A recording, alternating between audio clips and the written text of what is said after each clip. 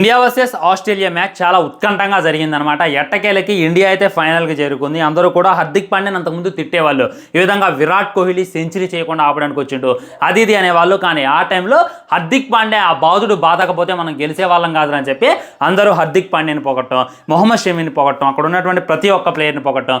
ఎట్టకేలకి మనల్ని వరల్డ్ కప్లో అప్పుడెప్పుడు ఓడించి ఈ విధంగా హెడ్ అయితే అప్పుడు చేసినటువంటి ఫింగర్ సైన్కి చాలామంది బాధపడ్డారనమాట. వాళ్ళందరినీ కూడా ట్రోల్ చేయడం అంతా కూడా జరిగిందనమాట. అంతా కూడా ఫుల్ హ్యాపీ. మాస్ రివెంజ్ అయితే దొరికింది. మన దేశానికి వచ్చి ఓడించిన వాళ్ళని దుబాయ్లో అయితే మట్టి గరిపించామని చెప్పి అందరం కూడా తొడలు కొట్టే. ఇదంతా కూడా కాయిన్కి ఒకవైపే, ఇంకో వైపు ఉందనమాట. అదేంటి అంటే మొహమ్మద్ షమీ చూసుకున్నట్లయితే ఆ రోజు గేమ్ ఆడటం జరిగింది. దాదాపు 3 వికెట్లు అయితే తీయడం జరిగిందనమాట. దాంతో ముస్లింలో ఉన్నటువంటి ఒక పెద్ద ఈ విధంగా కామెంట్లు అయితే చేసిండు. మొహమ్మద్ షమీ ఒక్క పొద్దు ఉండకుండా, అంటే ఫాస్టింగ్ ఉండకుండా ఆ విధంగా డ్రింక్స్ తాగడం ఏదైతే ఉందో అది కల్చర్ని అవమానించినట్టు, ముస్లిం సమాజాన్ని అవమానించినట్టు అని చెప్పి తనైతే తీవ్ర వ్యాఖ్యలు అయితే చేసింది అనమాట. దాంతో ఇది ఏదైతే ఉందో ఫుల్ వైరల్గా మారింది. దీని మీద నన్ను కూడా చాలా మంది కామెంట్ చేస్తున్నారు, రంజాన్ అలా స్టార్ట్ అయింది, మరి నువ్వు ఫాస్టింగ్స్ ఉంటున్నావా లేదా అని చెప్పి కూడా నాకైతే కామెంట్ చేస్తున్నారు. దీనికి ఆన్సర్ కూడా చాలా మంది అడుగుతున్నారు అనమాట.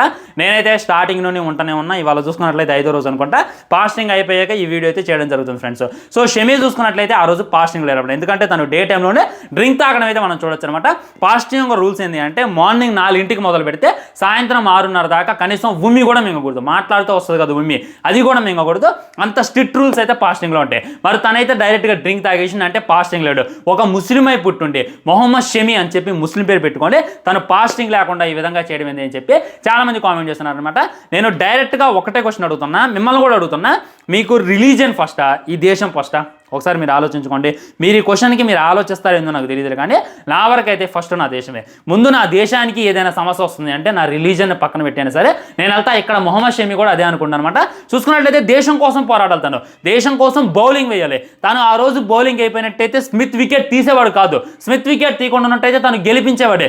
ఎప్పుడు అన్నటువంటి స్మిత్ ఆ రోజు నిలబడి ఆడుతుండో అలాంటి 80 దగ్గర అవుట్ చేసేటటువంటి దమ్ము మొహమ్మద్ షమీకి మాత్రమే ఉంది. అదే తను ఆ రోజు ఆడకపోయినట్టయితే 3 వికెట్లు పోయేవి కాదు, ఈ రోజు మన ఇండియా ఫైనల్కి వెళ్ళేది కాదు. ఇక్కడ చూసుకున్నట్లయితే దేశం గర్వించేలా చేసిండు మొహమ్మద్ షమీ. ఇక్కడ చూసుకున్నట్లయితే యావత్తు ముస్లిం సమాజం కూడా తన వైపు చూసి అప్రిషియేషన్ చేయాలి, తనకి కంగ్రాట్స్ చేయాలి. మావాడు ఒకడు అక్కడ ఆడిండు, మావాడు గెలిపించిండ్రు అని చెప్పి మేసాల మీద వేయాలి. కానీ ఈ విధంగా తన మీద దుమ్మెత్తిపోయటం, ఈ విధంగా తను డ్రింక్ నాకైతే అర్థం కావట్లా. చాలామంది T20s అన్నప్పుడు ఫాస్టింగ్ ఉంటుంది. అది చూసుకున్నట్లయితే ఒక్క బౌలర్ 5 ఓవర్లు వేయటం మాత్రమే ఉంటుంది. ఇక్కడ చూసుకున్నట్లయితే నాడెండ దుబాయ్లో చూసుకున్నట్లయితే ఎండలు వాసిపోతే ఆ ఎండలో నిలబడి 10 ఓవర్లు వేయాలి. 10 ఓవర్లు సాధ్యమైతే భయ్య. ఫాస్టింగ్ ఉండి పరిగెత్తుకుంటూ కనీసం మంచులు కూడా దాక్కుండా ఉండటం అయితే ముమ్మాటికి సాధ్యపడేది కాదనమాట. ఇవాళ పోయినటువంటి ఒక్క పొద్దు రంజాన్ పండుగ అయిపోయిన తర్వాత మళ్ళీ ఉండొచ్చు, అది 100% అనమాట. అది ఖురాన్లో ఉంది, హదీస్లో ఉంది, అది క్లారిటీగా ఉంది. కానీ ఇక్కడ దేశం ఇంపార్టెంట్, రిలీజన్ కన్నా ముందు కంట్రీ ఇంపార్టెంట్ అనమాట. కంట్రీకి ఇంపార్టెన్స్ నుంచి ఈ విధంగా మొహమ్మద్ షమీ అయితే ఫాస్టింగ్ని స్కిప్ చేసిండు. మరి తర్వాత ఉంటాడో లేదో, లేదా ఆ తర్వాత రంజాన్ అయిపోయిన తర్వాత దాన్ని కంప్లీట్ చేస్తారో లేదా అనేటటువంటిది సెకండరీ. కానీ దీని మీద పడి ఆడటం అయితే ముమ్మాటికి తప్పనమాట. సో తను ఆ రోజు దేశం కోసం ఫాస్టింగ్ త్యాగం చేసిండు. అక్కడ దేవుడికి కోపం ఉండొచ్చులే, కానీ ఇక్కడ ఉన్నటువంటి యావత్తు ముస్లిం సమాజాన్ని తలెత్తుకునేలా చేసిండు.